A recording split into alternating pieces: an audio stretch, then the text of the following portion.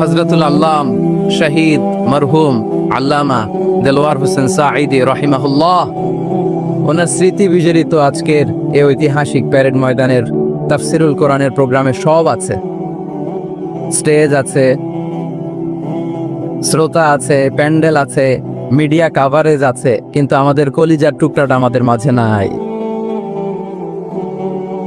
আজকের এই প্রোগ্রামে আলোচক হয়ে এই চেয়ারে আমি না বসে ওই শ্রোতাদের কাতারে বসে যদি আমাদের আল্লামার নুরানি চেহারার দিকে তাকিয়ে ওয়াজ শুনতে পারতাম, আমাদের হৃদয়টা ঠান্ডা হয়ে যেত, আমাদের তৃষ্ণার্ত হৃদয় শান্ত হতো। সব আজকে আছে, কি যেন নাই, ঠিক কিনা বলেন? আল্লাহ তাআলা প্রতি 100 বছরে একজন মুজাদ্দিদ পাঠায়, প্রতি 100 বছরে একজন মুজাদ্দিদ, যিনি সমাজকে সংস্কার করেন। আল্লামা দেলোয়ার হোসেন সাঈদী রাহিমাহুল্লাহ ছিলেন তেমন একজন মুজাদ্দিদ। চিৎকার করে বলেন ঠিক কিনা? উনি শিরক বিদআতের আস্তানাকে তছনছ করে দিয়েছেন, তাওহীদের বাণীকে সমুন্নত করেছেন, গণমানুষের কাছে তাফসিরুল কোরআনকে জনপ্রিয় করেছেন। আজীবন আজীবন তিনি ইসলামকে বিজয়ী শক্তি হিসেবে দেখার স্বপ্ন দেখতেন।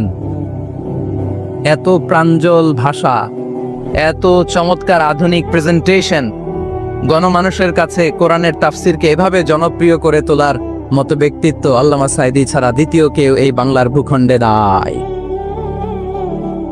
এই যে তাফসিরুল কোরআন, এই যে টার্মিনোলজি, এই টার্মটাই উনি আসলে জনপ্রিয় করেছেন। আমরা আগে জানতাম না যে এভাবে তাফসির করা যায়, এভাবে scientific indications of the Holi কোরআনকে মানুষের কাছে পেশ করা যায়, এভাবে এত জীবন ঘনিষ্ঠ করে, এত ইন্টারেক্টিভ করে কোরআনের কথাগুলো মানুষের কাছে উপস্থাপন করা যায়।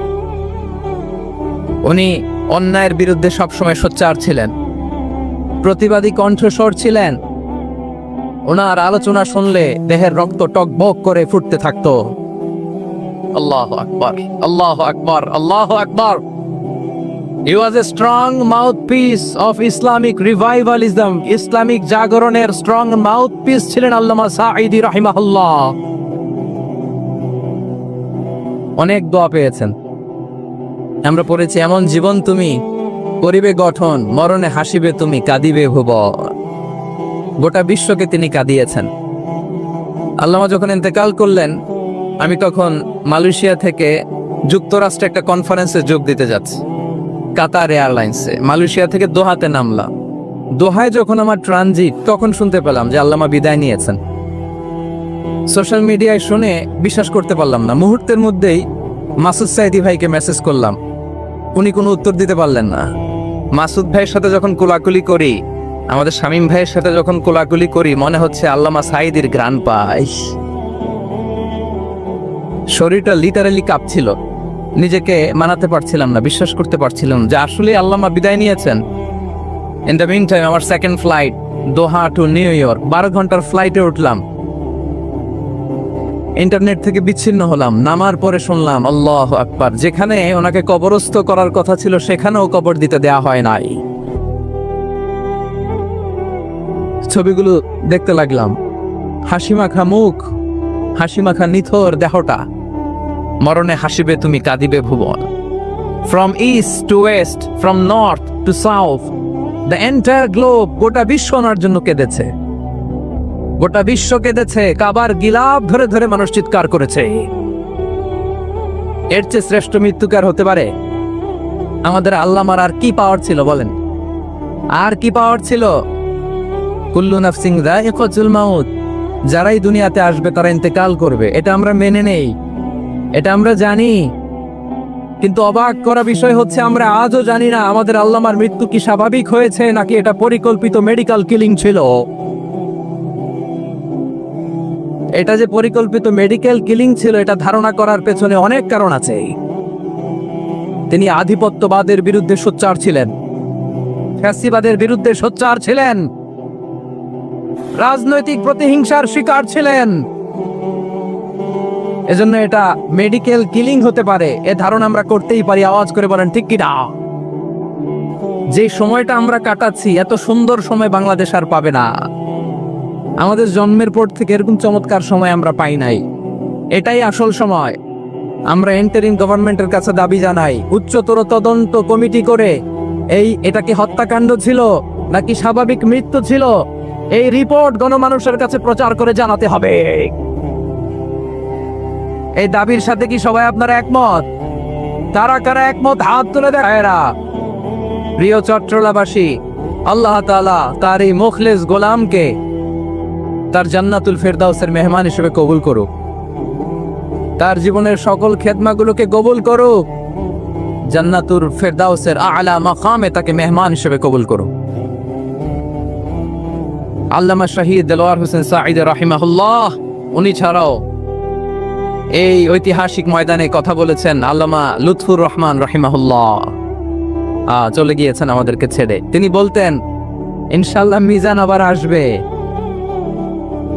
হুজুর, আমি তো আসলাম, আপনি তো আমাদেরকে ছেড়ে চলে গেলেন। আল্লাহু আকবার, আল্লাহু আকবার, আল্লাহু আকবার।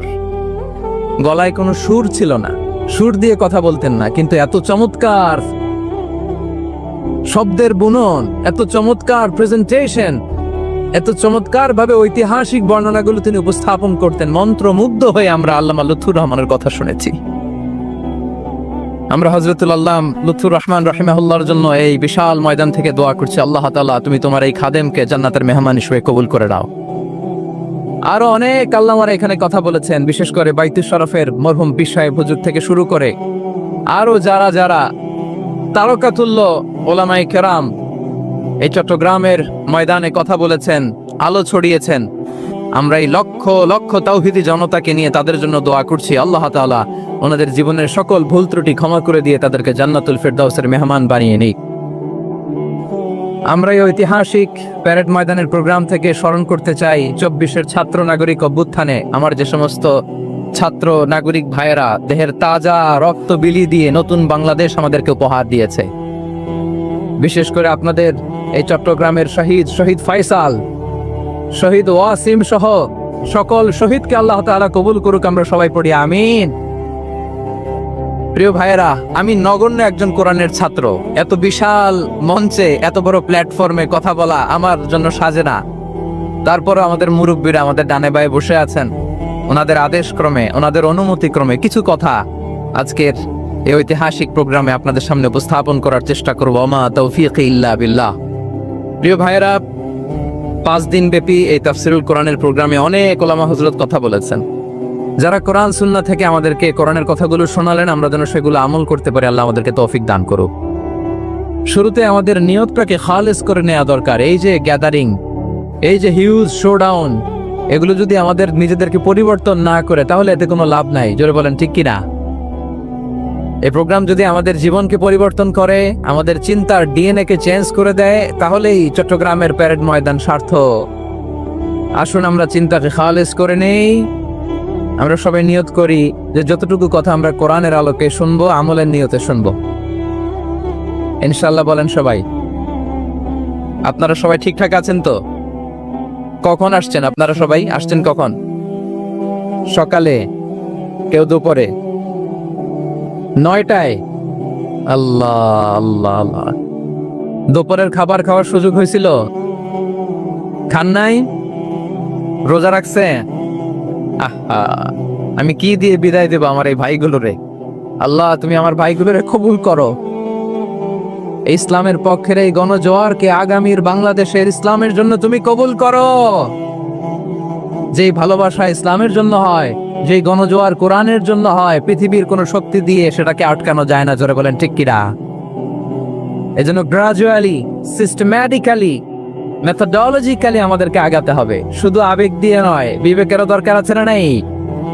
প্রিয় ভাইয়েরা, আসুন, আমাদের কথা অনেক বেশি, সময় অনেক কম। আমরা আর কাল বিলম্ব না করে মহাবিশ্বয় মহাগ্রন্থ আল কোরআন আল কারীম থেকে কিছু কথা শুনি।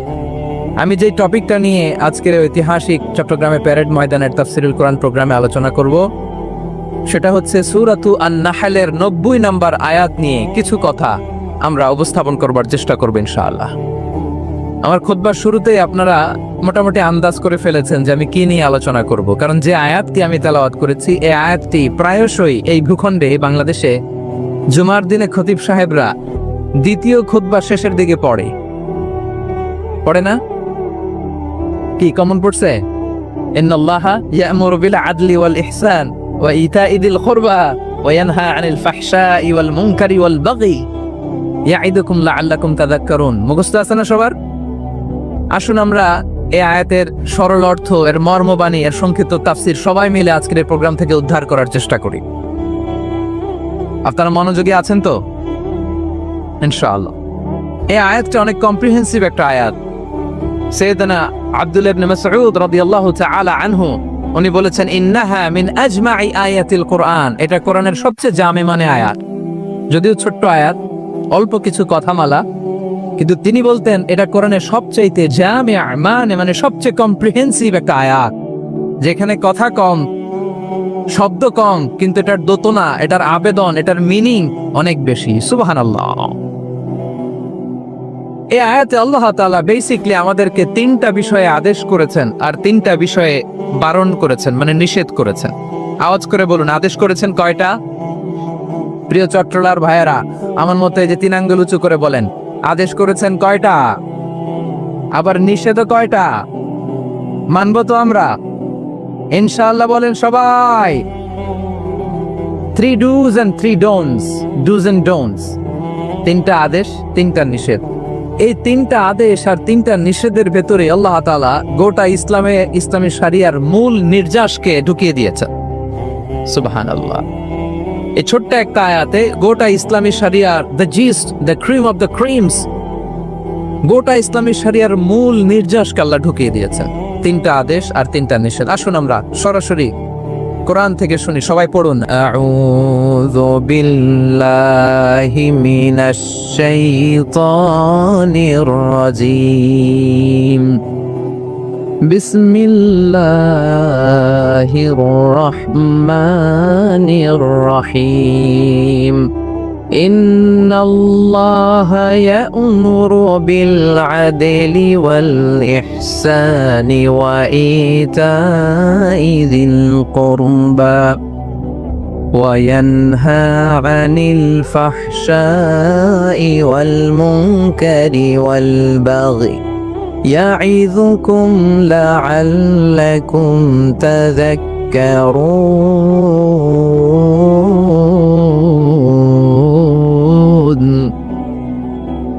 আল্লাহ তাআলা ইরশাদ করছেন, ইন্নাল্লাহা ইয়া'মুরু বিল আদলি ওয়াল ইহসান। নিশ্চয় আল্লাহ তাআলা তোমাদেরকে ন্যায় বিচারের আদেশ দেন, সদাচরণের আদেশ দেন, নিকট আত্মীয়দেরকে দানের আদেশ দেন। আদেশ কয়টা?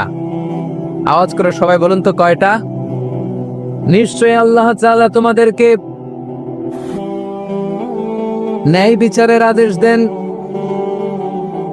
সদাচরণের আদেশ দেন, তিনি তোমাদের নিকট আত্মীয়দেরকে দানের আদেশ দেন, আর তিনি তোমাদেরকে অশ্লীলতা থেকে নিষেধ করেন, মন্দ কাজ থেকে নিষেধ করেন, অবাধ্যতা সীমা লঙ্ঘন থেকে নিষেধ করেন।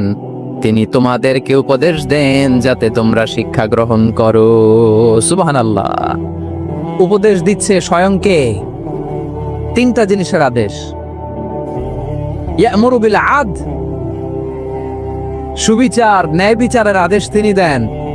ইহসানের আদেশ দেন, যাতে আমরা ইহসান করি, একে অপরের প্রতি সুবিচার করি, মহানুভবতা দেখায়, অনুগ্রহ দেখায়, আর নিকট আত্মীয়দেরকে যেন আমরা দান করি। এই তিনটা আদেশ তিনি দিয়েছেন। আর কোন তিনটা জিনিস থেকে তিনি বারণ করেছেন? অশ্লীলতা, ফাহশা, মুনকার, মানে সব মন্দ আর অসৎ কাজ, এগুলো থেকে তিনি আমাদেরকে বারণ করেন। ওয়াল বাগি, অবাধ্যতা, সীমা লঙ্ঘন, এই তিনটা কাজ থেকে তিনি আমাদেরকে বারণ করেন। তিনি আমাদেরকে উপদেশ দেন, স্বয়ং আল্লাহ তাআলা আমাদেরকে উপদেশ দেন যাতে করে আমরা শিক্ষা গ্রহণ করি। সুবহানাল্লাহ পড়েন। তাহলে আসুন আমরা ধরে ধরে একটা একটা করে সামনের দিকে আগাই। আল্লাহ তাআলা প্রথমে আমাদেরকে আদেশ দিয়েছেন আদালের। ইন্নাল্লাহা ইয়া'মুরু বিল আদল। আওয়াজ করে বলুন আল আদাল। সবাই পড়ুন আল আদাল। আমরা উর্দু জানি, হিন্দি জানি, অনেকে ইংরেজিও জানি, কিন্তু আরবি শব্দগুলো আমাদের মুখ দিয়ে বেরোতে চায় না। আওয়াজ করে বলুন আল আদাল। মাশাআল্লাহ। ইন্নাল্লাহা ইয়া'মুরু বিল আদল। আল্লাহ তাআলা আমাদেরকে আদলের আদেশ দেন। আদল অনেকে না বুঝলেও আদালত শব্দটা বুঝবেন। আদালত, আদালত, আদালত বুঝেন না? যেখানে বিচার কার্যের ফয়সালা করা হয়, কোর্ট কাছারি আদালত, এটা তো ভেরি কমন। এটা শুনছেন না সবাই? আদালত, যেখানে ন্যায় বিচার হবে, সুশাসন হবে, কিন্তু ভাগ্যের কি নির্মম পরিহাস, ওখান থেকে মিথ্যা সাক্ষী দিয়ে মনমতো রায় দিয়ে দেয়া হয়। এগুলোর পরিবর্তন হওয়ার দরকার আছে না নাই? প্রিয় ভাইয়েরা, আদালত, আল আদ, ইংরেজিতে বলে জাস্টিস, ন্যায় বিচার, সুবিচার, সুশাসন, জাস্টিস, আল আদাল, সব জায়গায় এই জাস্টিস থাকা দরকার। Justice should be prevailed in the society. The mission of all prophet was to uphold the justice. সব নবীর মিশন ছিল এই জাস্টিসকে, আদালকে, সুশাসন আর সুবিচারকে নিশ্চিত করা। পড়েন সুবহানাল্লাহ।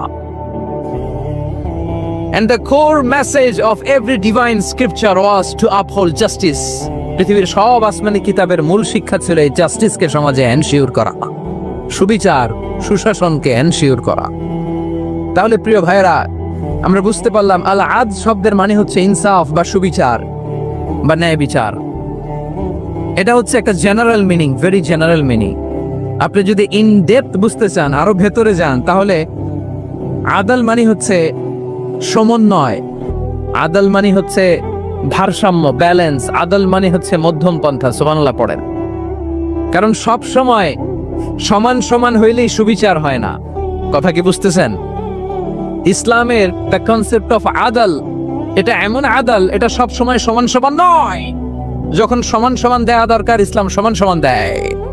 যখন ব্যালেন্স করা দরকার, চেক এন্ড ব্যালেন্স, সমন্বয়, ভারসাম্য করা দরকার, তখন ইসলাম ভারসাম্য করে দেয়। এটার নাম আদাল। সুবহানাল্লাহ। সহজ করে আপনাদেরকে বুঝাই। যেমন ধরুন, একটা পরিবারের 3 জন সদস্য, স্বামী, স্ত্রী আর সন্তান। তাদের সকালবেলার ব্রেকফাস্টে, স্বামীর সকালের নাস্তায় স্বামীর 3টা রুটি লাগে, স্ত্রীর 2টা লাগে, আর সন্তানের 1টা রুটি লাগে।